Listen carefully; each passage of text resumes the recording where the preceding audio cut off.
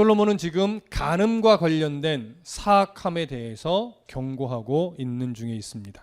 그렇기 때문에 아비의 명령 또한 어미의 법이 마음에 새겨져서 지워지지 않도록 늘 애써야 하죠. 그리고 그 마음에 새겨진 말씀에 늘 순종하는 삶을 살아가기 위해 늘 노력해야 합니다. 이것이 지금 솔로몬이 강조하고 있는 바입니다. 아비의 명령 또한 어미의 법, 이것은 우리가 마음에 새기고 살아갈 때 정말 모든 순간에 진리의 길을 밝히고 생명의 길을 볼 수 있도록 길을 안내해 줄 겁니다. 그래서 우리의 생명의 길을 밝히 비춰주는 빛이 되어서 악한 여인과 이방 여인의 그 달콤한 유혹을 분별하여 이기게 도와주는 거죠. 이제 솔로몬은 그 교훈에 이어서 구체적으로 간음이 얼마나 무서운 대가를 지불하게 만드는가, 이 부분을 언급하면서 중요한 교훈을 줍니다. 그 부분을 우리가 차근차근 살펴볼 겁니다. 자, 먼저 25절 봅니다. 25절 함께 읽습니다. 시작. 네 마음에 그의 아름다움을 탐하지 말며 그 눈꺼풀에 홀리지 말라. 자, 여기 보니까 네 마음에 무엇을 탐하지 말래요? 그의 아름다움을 탐하지 말래요. 여러분, 이 그의 아름다움이라는 것은요, 기본적으로 외적인 아름다움을 강조하는 표현이에요. 그리고 뒷부분에 보면 또 눈꺼풀에 뭐 하지 말래요? 홀리지 말래요. 여기서 눈꺼풀이란 표현도요, 굉장히 매력적인 눈을 말하는 겁니다. 그러니까 결국 음녀가 가지고 있는 그 음녀의 외적 아름다움이 가식적이라기보다 실제로 아름답다는 얘기예요. 그러니까 남자들이 마음을 빼앗길 만큼 실제로 외적인 아름다움, 남자들이 탐할 만큼의 아름다움을 가지고 있다라고 하는 거예요. 그래서 빠지지 말라라는 표현과 탐하지 말라라는 표현과 함께 홀리지 말라는 표현을 함께 사용하고 있는 겁니다. 그렇기 때문에 지금 이 표현에는요, 음녀가 남자를 미혹하기 위해서 한껏 치장하고 요염한 몸짓과 눈짓을 던지며 유혹하고 있는 이런 모습을 표현하는 거거든요. 저번에도 잠시 언급을 했지만 지금 이 모습은 딱 누구의 예에 적합하냐면 요셉을 유혹하려고 했던 보디발의 아내의 모습과 정확하게 일치합니다. 그래서 그의 아름다움을 탐하지 말며 그 눈꺼풀에 홀리지 말라라고 강조한 거죠. 그런데요, 지금 그의 아름다움을 탐하지 말고 눈꺼풀에 홀리지 말라라고 하면서 그 음녀의 외적 아름다움을 강조했지만 실제로 이 구절은요, 더 강조하고 있는 것이 있어요. 음녀의 외적 아름다움보다 더 강조하고 있는 것이 뭐냐면 25절 맨 앞에 네 마음에 이 음녀의 유혹에 빠지지 말라라고 하는 거예요. 홀리지 말라라고 하는 거예요. 자, 그러면 솔로몬이 왜 네 마음에를 강조했을까? 음녀의 미혹에 빠지는 행위를 강조하지 않고 마음을 강조해요. 마음을. 자, 왜 마음을 강조한 것일까요? 우리는 그 예를 마태복음에서 예수님이 하신 말씀에서 조금 힌트를 얻어봅니다. 마태복음 5장으로 가보시죠. 신약성경 마태복음 5장 27절과 28절. 마태복음 5장 27절과 28절입니다. 자, 찾으셨으면 함께 읽겠습니다. 마태복음 5장 27절 28절 시작. 또 간음하지 말라 하였다는 것을 너희가 들었으나 나는 너희에게 이르노니 음욕을 품고 여자를 보는 자마다 마음에 이미 간음하였느니라. 자, 여기 보니까 예수님이 간음에 대해서 언급을 하면서 너희들도 간음하지 말라라고 하는 말을 다 들었다, 다 알고 있다 이렇게 말해요. 그러면서 무엇을 강조하냐면 그렇지만 나는 너희에게 다시 말한다. 음욕을 품고 여자를 보는 자마다 마음에 이미 뭐 했다고요? 이미 간음했대요. 자, 왜 예수님이 이런 표현을 하고 있는 거냐? 이건 간음의 행위를 해서 간음이 아니라는 거예요. 마음에 이미 음욕을 품고 바라보기만 해도 그건 간음한 것과 똑같다는 얘기죠. 예수님이 왜 이런 강조를 했느냐? 예수님 당시에 유대인들은요, 간음하지 말라라고 하는 계명을 자기들 나름대로 해석하고 적용을 했는데 이렇게 이해했어요. 아, 육체적인 간음만 하지 않으면 죄가 되지 않는구나. 행위만 생각한 거예요. 행위만. 그러니까 육체적인 행위로서의 간음만 하지 않으면 이건 율법을 범하지 않는 게 되는 거예요. 그래서 이것이 어떻게 적용되냐면 법적으로 아내와 남편만 없으면 다른 여자와 성관계를 가져도 죄가 되지 않는 것으로 그렇게 해석을 해버렸어요. 그러다 보니까 어떤 일이 이제 발생이 돼요? 다른 여인을 품고 싶은데 내가 이미 아내가 있어. 그러면 이 상태에서는 다른 여인을 품으면 뭐가 돼요? 율법에 죄를 짓는 거예요. 범하는 거예요. 그러니까 이건 큰 죄가 되는 거죠. 그래서 어떻게 했냐면 일부러 이혼 증서를 써주니까 할 수 있는 빌미를 딱 걸어놓고 이혼 증서를 써줘서 내보내요. 이혼할 만한 내용이 아닌데도 그렇게 해서 이혼을 해서 내보내고 다른 여인과 관계를 갖는 거예요. 그러면서 스스로 합리화시켜요. 나는 율법을 범하지 않았다. 왜? 나는 지금 아내가 없는 상태니까. 이런 행태들이 벌어지게 된 거죠. 이런 행태들을 바라보면서 예수님이 뭐라고 말씀한 거냐면 너희들은 그렇게 해서 그 율법을 이용해 왔지. 근데 내가 이제 다시 이야기해 준다. 혼인을 했든지 안 했든지, 이혼을 했든지 안 했든지, 여인을 향해서 자기 마음 가운데 구체적인 욕망을 품고 악한 마음을 가지고 그 마음의 음욕을 품으면 이미 그 사람은 간음한 거야. 이렇게 다시 해석을 해주는 거예요. 여러분, 그렇다면 이 성이라고 하는 것, 성관계라고 하는 것, 이것 자체가 악한 걸까요? 그렇지 않다는 것 아시죠? 우리 주일에도 말씀드렸지만 이런 류의 문제를 아디아포라의 문제라고 하는 거예요. 재물, 성, 술 이런 것처럼 그 자체로는 악도 아니고 선도 아닌데 그 자체를 사용하는 자가 어떤 태도와 어떤 중심을 가지고 그것을 행하느냐에 따라 그것이 악이 될 수도 있고 선이 될 수도 있는 거예요. 그걸 아디아포라의 문제라고 합니다. 여기서 말하고 있는 이 성관계의 문제도요, 아디아포라의 문제로 봐야 돼요. 그런데 당시 유대인들은 율법에, 그러니까 법적인 문제만 안 걸리면 돼, 이렇게 해석을 한 거죠. 마음에 하나님을 향한 올바른 중심과 태도를 갖지 않고 내가 아내만 없으면 되니까 이혼 증서를 써줘서 내보내고 그러면서 난 이제 아내가 없다. 그러니까 저 여자를 품어도 상관없다. 이건 죄가 안 된다. 이렇게 합리화시키는 것을 예수님이 이제 더 이상 봐주지 않은 거예요. 여인을 보고 마음의 음욕을 품는 자마다 이미 간음한 것과 똑같다. 그래서 예수님도 어디를 강조한 거예요? 마음을 강조한 거예요.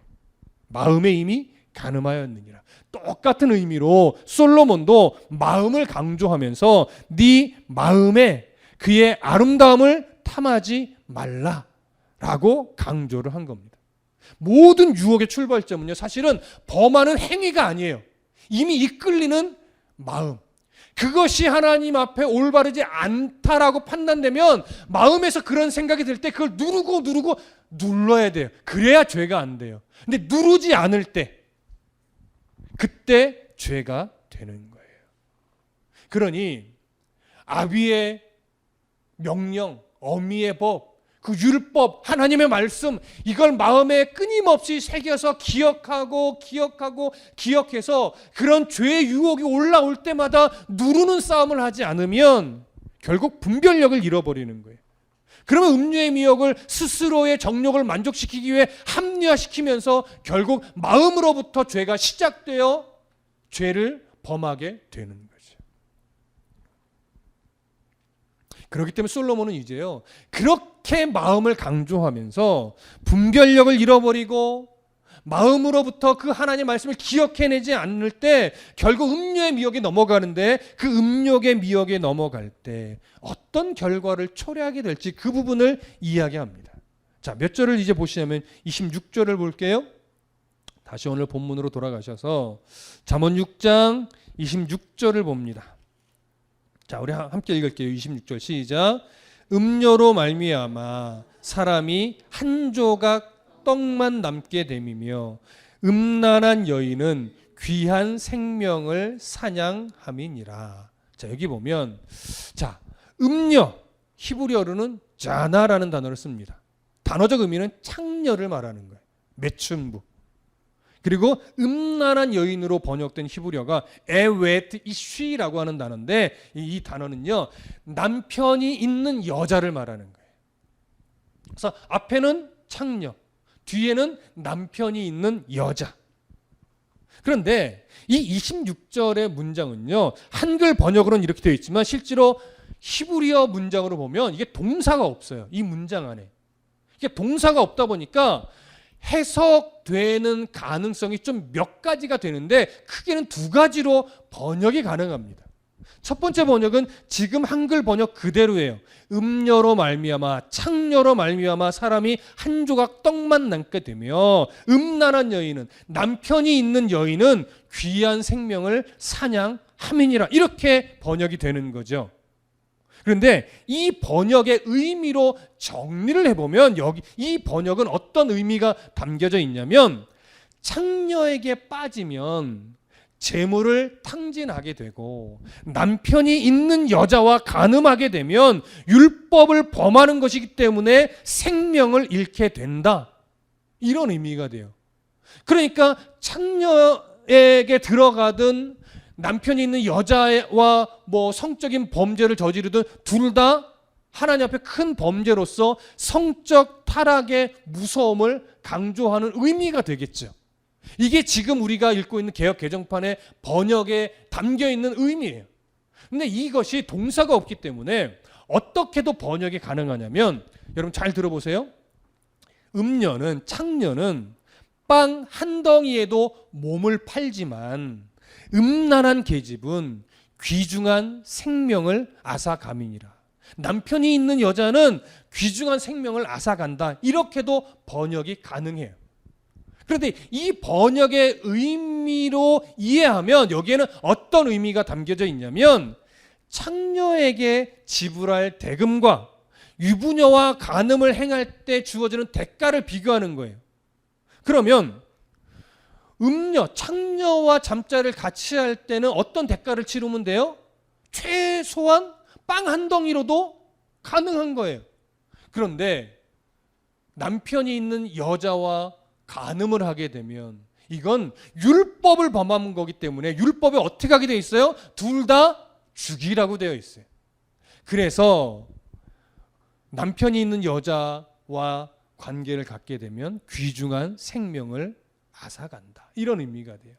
그렇기 때문에 지금 두 번째 번역은 이것도 물론 성적 타락의 무서움이긴 하지만 어디에 더 강조를 둔 거냐면, 남편이 있는 여자와 벌이는 간음죄.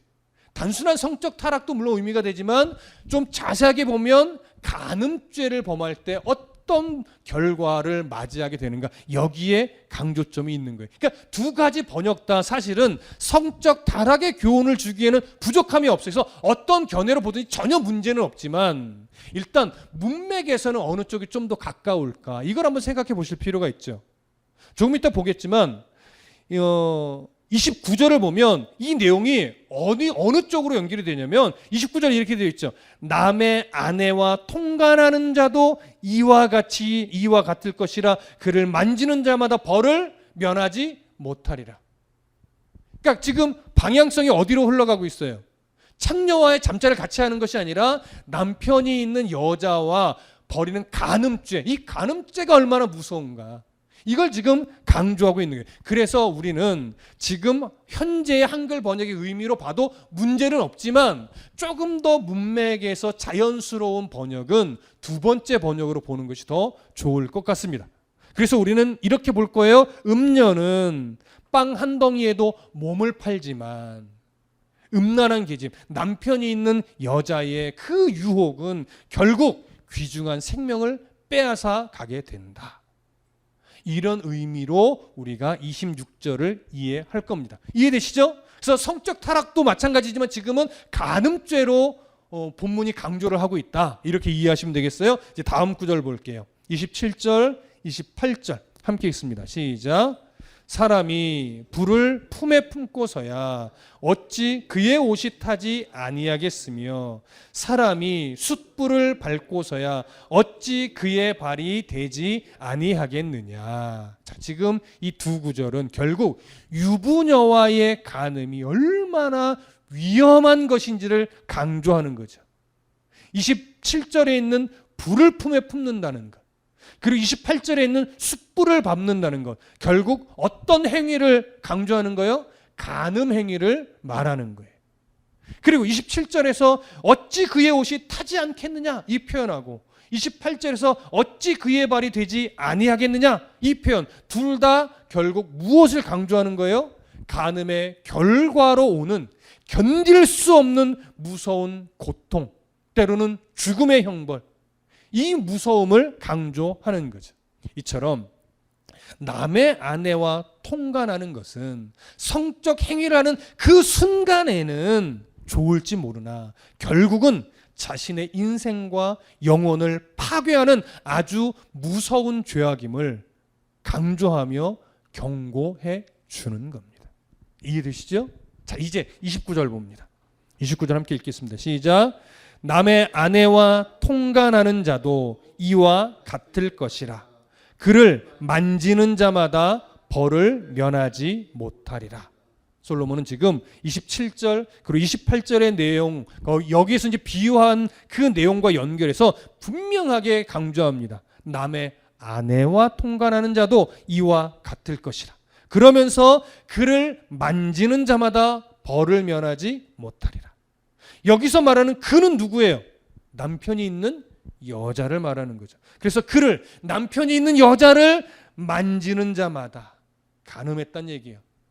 마음에 음욕을 품기만 해도 그는 이미 간음한 것과 똑같다는 거죠. 그러니 간음의 출발점이 되는 작은 행위, 마음에 품는 그 작은 행위마저도 그건 간음이다 라고 솔로몬이 이미 구약시대부터 강조를 했어요. 그래서 벌을 면하지 못하리라, 이건 반드시 대가를 지불하게 된다라고 하는 의미예요. 앞에서도 언급했지만 레위기 20장 10절에 보면 율법은 분명하게 누구든지 남의 아내와 간음하는 자, 곧 그의 이웃의 아내와 간음하는 자는 그 간부와 음부를 반드시 죽일지니라. 무서운 말씀이죠. 여러분, 바로 이 죄, 남의 아내를 범한 죄, 이 죄를 행한 대표적 인물이 누구입니까? 우리가 너무나 좋아하는 다윗이죠. 사무엘하 11장에 보면 우리가 너무나 잘 알고 있다시피 다윗이 우리야의 아내 밧세바를 범한 일이 기록되어 있어요. 특히 사무엘하 11장 3절에 보면 다윗이 사람을 보내 그 여인을 알아보게 하였더니 그가 아뢰되 그는 엘리암의 딸이요 햇사람 우리야의 아내 밧세바가 아니니까, 이렇게 기록되어 있어요. 자, 아시다시피 다윗은 전쟁에 나가지 않고 이제 강성해졌을 때 서늘한 바람을 맞으며 옥상에서 이렇게 거닐다가 목욕하는 한 여인을 멀찍이서 보게 되죠. 물론 그 목욕이 어떤 목욕이냐, 이건 이제 사무엘서 강해 부분을 우리가 참고해 보시면 되고, 멀찍이 바라봤지만 너무 아리따워 보이는 그 모습에 마음을 이미 뺏겨 버렸어요. 그래서 신하를 통해서 저 여인이 누군지 알아보라 라고 명령을 내렸죠. 아마도 그 명령을 내릴 때요, 다윗의 마음 한구석에는 이런 마음이 있었을 거예요. 제발 미혼이여라, 제발 남편이 없는 여자이길. 그런 마음을 가지고 신하에게 시킨 거예요. 여러분, 왜 남편이 없는 여자이길 바랬을까요? 그래야 율법을 범하지 않을 수 있으니까. 그러니까 다윗도 뻔히 알아요. 남편이 있는 여인을 범했을 때 율법은 죽이라고 규정하고 있다는 사실을 너무나 잘 알고 있는 거예요. 자, 그래서 이제 신하가 왔어요. 신하가 이렇게 보고하는 거예요. 그는 엘리암의 딸입니다. 그리고 햇사람 우리아의 아내 밧세바입니다. 자, 여러분, 신하가 밧세바에 대해서 먼저 뭐라고 설명했어요? 그는 엘리암의 딸입니다. 이렇게 말했어요. 엘리암이 누구냐? 사무엘하 23장 34절에 보면요, 길롯 사람 아히도벨의 아들 엘리암 이렇게 되어 있어요. 아히도벨이 누구냐면요, 당시 다윗의 모사였어요. 모사. 다윗에게 온갖 지혜를 내어주는 아주 훌륭한 인물이었어요. 그 아히도벨의 아들이 엘리암인데, 이 엘리암은요 다윗의 37인의 용사 중에 한 명이었어요. 그러니까 다윗의 충신들이에요. 할아버지도 아버지도 다윗의 충신이에요. 그러면 그 밧세바의 남편 우리아는 또 누구예요? 여전히 다윗의 신하이며 다윗의 군인이지만 그도 성경을 보면 사무엘의 23장 37절에 햇사람 우리아라 이상 총수가 37명이었더라. 다윗의 대표적인 용사 37명 중에 한 사람이었어요. 우리아도. 그러니까 밧세바의 아버지도 37인 중에 한 명이었고, 밧세바의 남편 우리아도 37인 중에 한 명이었고, 그의 할아버지는 다윗의 모사였어요. 지혜자였단 말이에요. 그러니 이런 가문의 여식이에요. 이런 신하의 아내예요. 이건 범하면 돼요, 안 돼요? 안 되는 거예요. 왜 이렇게 밧세바에 가지고 자세히 설명해요? 절대 범해서는 안 되는 여인이라는 걸 강조하는 거죠. 실제로 밧세바에 대해서 전달한 그 신하가 마지막에 이렇게 다윗에게 말했어요. 우리아의 아내 밧세바가 아니니까. 이건 뒤 끄트머리를 올리는 거예요. 무슨 말이에요? 이런 신하의 아내이고 이런 신하의 딸이고 이런 신하의 손주이니 절대로 범해서는 안 되는 것 아시지요? 다윗 왕이요. 이런 의미라고요. 그러니까 이 말을 들을 때 이미 다윗은요 거기서 딱 마음을 어떻게 돼요? 끊어야 돼요. 아, 내가 절대 범해서는 안 되는 여인이구나 하고 마음의 음력이 이렇게 올라왔어도 단호하게 눌렀어야 된다고요. 근데 우리가 잘 알고 있다시피 다윗이 그 마음을 눌러요? 안 눌렀어요. 그리고 불러들여서 범했다고요. 그래서 우리가 잘 알고 있다시피 어떻게 됐어요? 아이가 생겼죠. 이것을 숨기기 위해서 우리아를 불러들여서 잠자리를 같이 하려고 했지만 이 충신 우리아는 이 전쟁 와중에 내가 아내와 잠자리를 같이 한다는 게 말이 됩니까? 라고서 절대 집에 가지 않았어요. 하다 안 되니까 결국 어떻게 했어요? 죽음에 이르도록 사주했죠. 전쟁에 가장 치열한 전쟁에 맨 앞에 서게 해라. 그 전쟁터에서 자연스럽게 죽게 만들려고. 그래서 실제로 죽잖아요. 우리아가 죽어요. 하나님은 그 모습을 그대로 놔둘 리가 없죠. 그래서 나단 선지자를 보내서 그가 어떤 잘못을 저질렀는지 강하게 깨닫게 하며 책망합니다. 다윗이 눈물로 회개하죠. 그러나 반드시 대가를 하나님은 치르게 하셨어요. 다윗의 생명을 걷어가시진 않았지만 다윗과 밧세바의 사이에서 난 그 아들은 하나님이 죽게 만들었어요. 그 아이가 죄가 있는 게 아니에요. 다윗과 밧세바의 범죄의 대가로 죽은 거예요. 여러분, 이처럼 우리 마음에 끊임없이 하나님의 말씀을 새겨놓고 끊임없이 그 말씀을 늘 되뇌이며 하나님께로 마음을 내어드리는 것이 왜 중요하느냐? 그것을 끊임없이 내 마음에 새기는 씨름을 할 때요, 이 말씀이 살아있는 능력의 말씀이어서 결정적으로 이런 순간에 내가 절제할 수 있는 실력을 발휘하게 만들어요. 끊어내는 실력을 발휘하게 만들어요. 그런데 한때 말씀을 읽었다, 한때 말씀을 가까이 했다로는 잘 안 돼요. 말씀이요, 은혜 받았다는 것이요, 추억으로 남아있으면 현실의 유혹들이 가슴에 막 부딪혀 올 때요, 그걸 이겨내기가 힘들어요. 사단은요, 우는 사자와 같이 삼킬 자를 두루 살피고 있단 말이에요. 무엇에 약한지 뻔히 알아요, 여러분. 우리가 다 잘하더라도요, 어느 부분에 한 가지 약한지 그걸 알고서 미혹에다 즉 그것으로 놓는 게 사탄이라고요. 그래서 말씀드리잖아요. 사탄은요, 교회 못 가게 하지 않아요. 사탄은 예배 못 드리게 만들지 않아요. 물론 어떤 사람은 예배를 못 드리게 미혹의 덫을 놓기도 하죠. 그런데 요즘은 사탄이 예배를 못 드리게 하는 게 아니에요. 말씀을 못 듣게 하는 것이 아니에요. 이기적으로 예배하게 만들고요. 예배를 하나님 중심이 아니라 나 중심으로 예배하게 만들어요. 그래서 신앙을 자꾸 어떻게 해요? 왜곡시킨다고요. 하나님 마음에 합한 예배가 되어야 되는데 내 마음에 합한 예배가 진짜 좋은 예배다 이렇게 착각하게 만들어요. 그래서 내 마음에 위로가 안 되면 오늘 예배 망쳤네. 목회자의 목사님의 설교가 오늘 내 마음에 들어오지 않고 내 아픈 마음에 위로가 되지 않으면 오늘 목사님 설교 별로 안 좋았어. 이렇게 돼요. 물론 설교자가 말씀을 준비를 제대로 못하고 마음에 교만이 차서 잘못된 설교를 해서 은혜가 안 되는 경우도 있어요. 그러나 목회자가 정상적으로 하나님 앞에 기도하며 말씀을 준비했다라고 우리가 전제를 할 때에 우리의 중심의 태도가 하나님 앞에 시선을 온전히 세워두지 않으면요, 우리는 나 중심으로 이기적인 예배를 드리며 이기적으로 말씀을 들어서 꼭 내가 듣고 싶은 말을 해줘야 아멘하고, 내가 듣고 싶지 않은 말을 할 때는요 아멘도 안 하고 오늘 목사님 설교 개판이라고 이런 소리를 한다고요.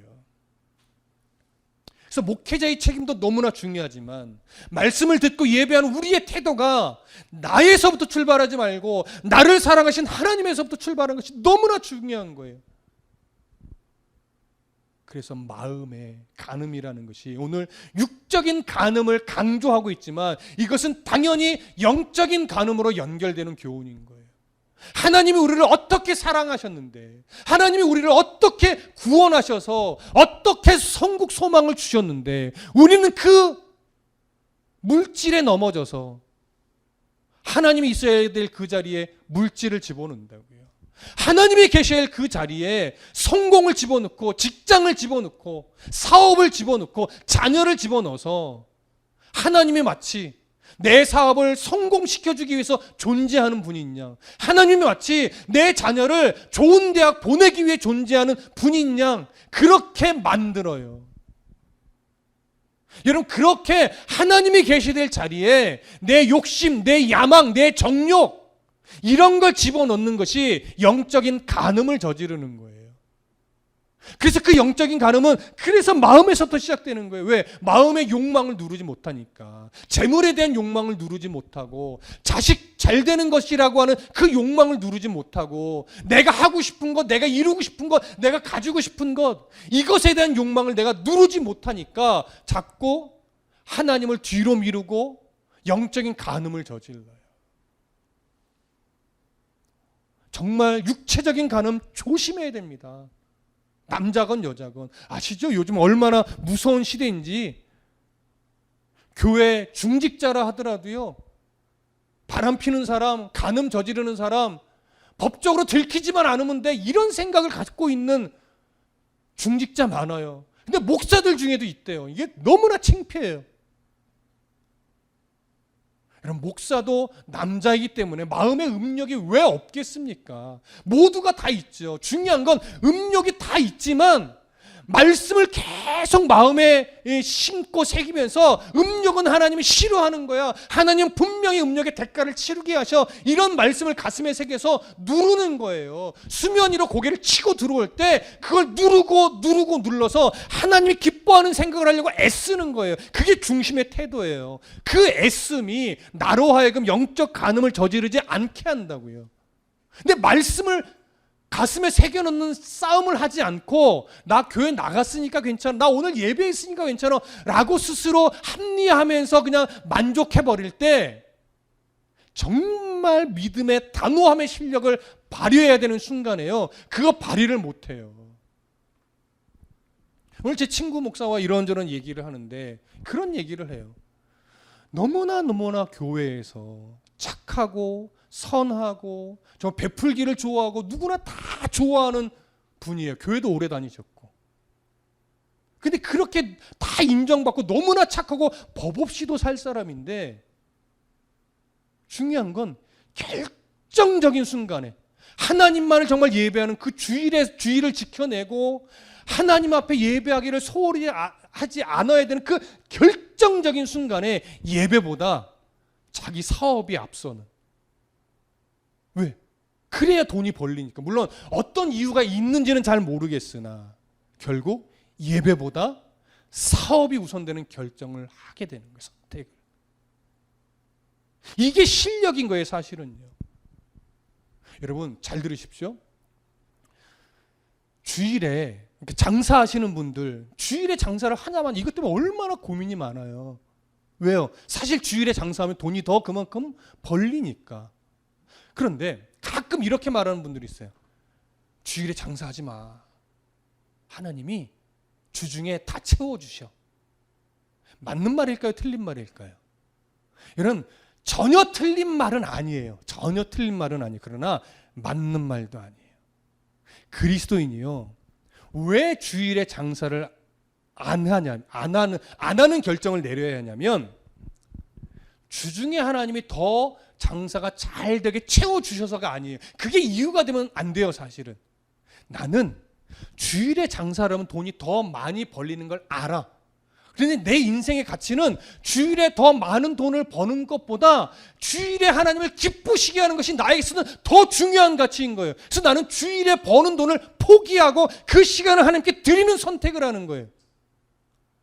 그럴 때 때로는요, 주일에 장사하는 것보다 주중에 더 많이 벌게도 하시지만 이런 사람에게는요, 주중에 더 많이 안 벌어도 상관없는 거예요. 왜?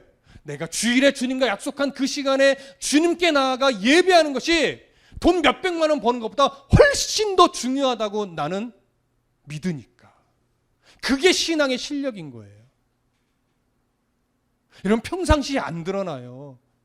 별 문제 없을 때 안 드러난다고요. 신앙의 실력은요, 진짜 하나님이냐 재물이냐, 하나님이냐 사업이냐, 하나님이냐 자식이냐, 하나님이냐 내 성공이냐, 이 선택 기로에 딱 놓였을 때 뭘 선택하느냐를 보면 아는 거예요. 그때 믿음의 실력을 발휘하지 못하잖아요. 대가는 반드시 치릅니다. 천국과 지옥을 말하는 게 아니에요. 왜? 하나님이 다듬어 내셔야 되니까. 고집이 세면 셀수록 아프게 징계를 받을 수밖에 없는 거예요. 이해되시죠? 오늘 여기서 이 간음도요, 바로 이런 고집을 빨리 내려놓고 하나님이 기뻐하는 선택을 하라는 거예요.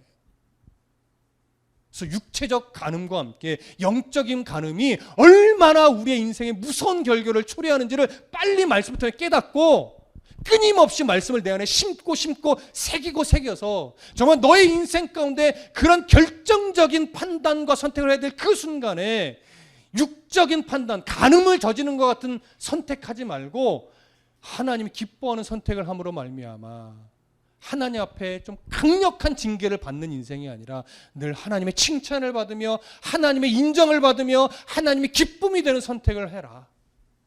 그래야 내가 너를 보며 기뻐할 수 있다라고 하는 거.